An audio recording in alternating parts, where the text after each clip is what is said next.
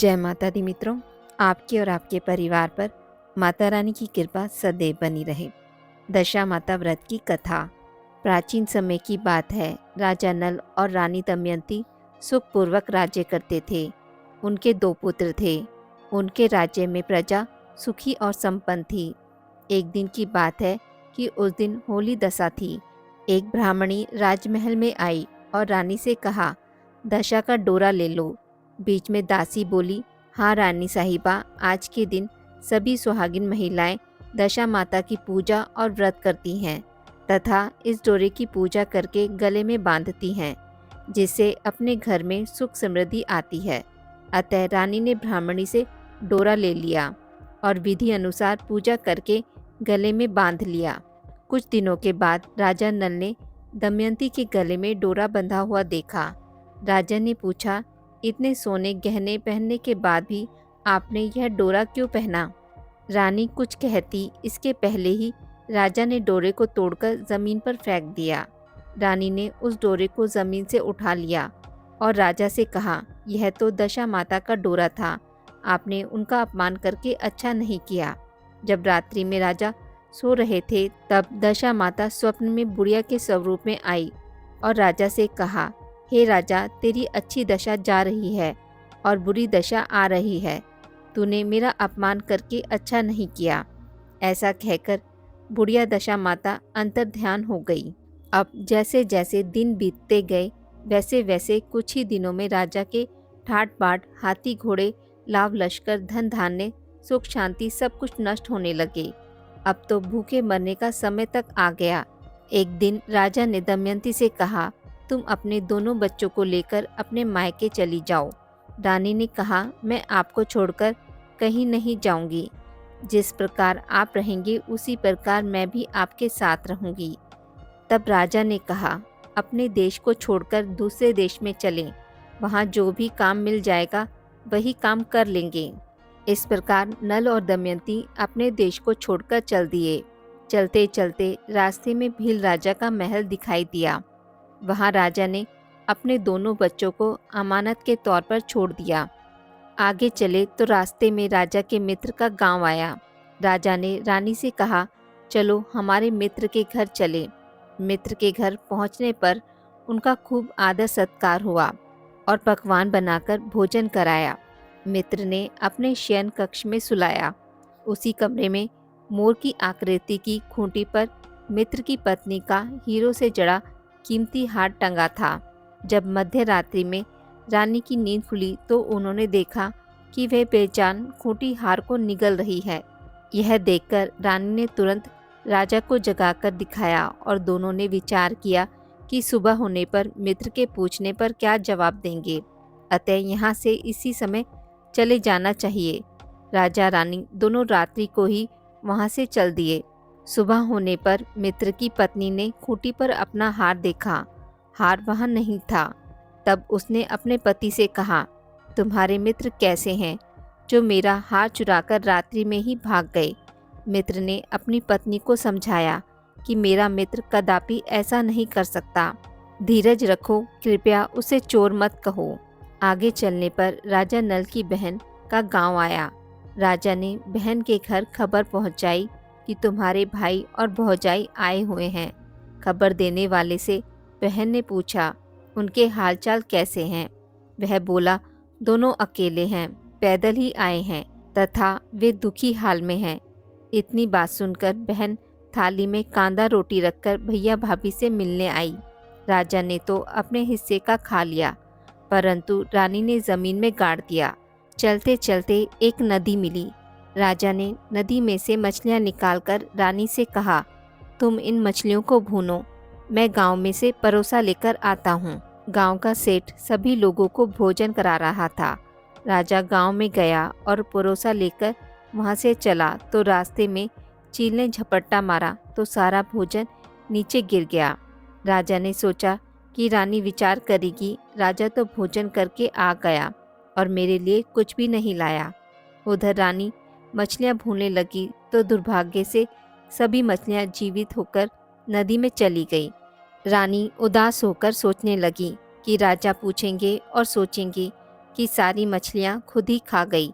जब राजा आए तो मन ही मन समझ गए और वहाँ से आगे चल दिए। चलते चलते रानी के मैके का गांव आ गया। राजा ने कहा, तुम अपने मैके चली जाओ, वहाँ दासी का कोई भी काम कर लेना, मैं इसी गांव में कहीं नौकर हो जाऊंगा। इस प्रकार रानी महल में दासी का काम करने लगी और राजा तेली के घाने पर काम करने लगा। दोनों को काम करते करते बहुत दिन हो गए। जब होली दशा का दिन आया तब सभी रानियों ने सिर धोकर स्नान किया। दासी ने भी स्नान किया। दासी ने रानियों का सिर गूंथा तो राजमाता ने कहा, मैं भी तेरा सिर गूंथ दूं। ऐसा कहकर राजमाता जब दासी का सिर गूंथ ही रही थी तब उन्होंने दासी के सिर में पद्म देखा। यह देखकर राजमाता की आंखें भर आई और उनकी आंखों से आंसू की बूंदें गिरीं। आंसू जब दासी की पीठ पर गिरे तो दासी ने पूछा, आप क्यों रो रही हैं? राजमाता ने कहा, तेरे जैसी मेरी भी बेटी है जिसके सिर में भी पद्म था, तेरे सिर में भी पद्म है। यह देखकर मुझे उसकी याद आ गई। तब दासी ने कहा, मैं ही आपकी बेटी हूँ। दशा माता के कोप से मेरे बुरे दिन चल रहे हैं, इसलिए यहाँ चली आई। माता ने कहा, बेटी तूने यह बात हमसे क्यों छिपाई? दासी ने कहा, माँ मैं सब कुछ बता देती तो बुरे दिन नहीं कटते। आज मैं दशा माता का व्रत करूंगी तथा उनसे गलती की क्षमा याचना करूंगी। अब तो राजमाता ने बेटी से पूछा, हमारे जमाई राजा कहाँ हैं? बेटी बोली, वे इसी गांव में किसी तेली के घर पर काम कर रहे हैं। अब गांव में उनकी खोज कराई गई और उन्हें महल में लेकर आए। जमाई राजा को स्नान कराया, नए वस्त्र पहनाए और पकवान बनाकर उन्हें भोजन कराया।